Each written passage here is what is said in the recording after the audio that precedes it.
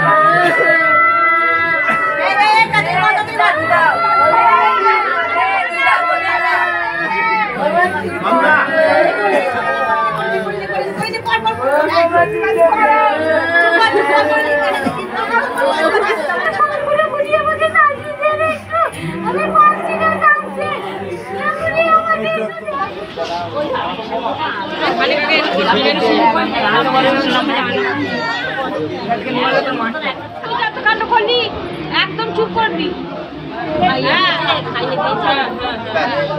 তো হয়ে গেল।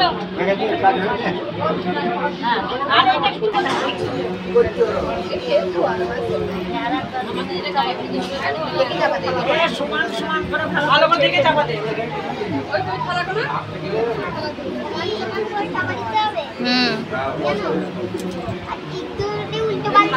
তাহলে জামাইবাবু জানালা দিয়ে পালিয়ে যাবে।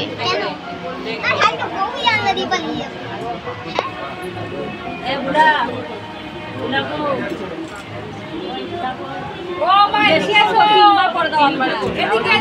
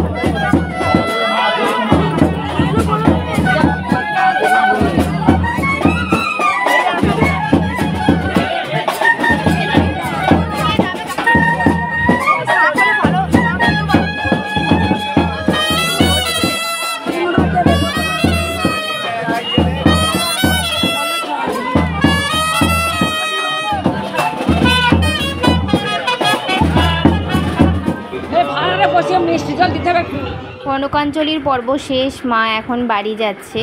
তো চলো আজকের ভিডিওটা এখানেই শেষ করলাম, আবার দেখা হচ্ছে রিসেপশানে।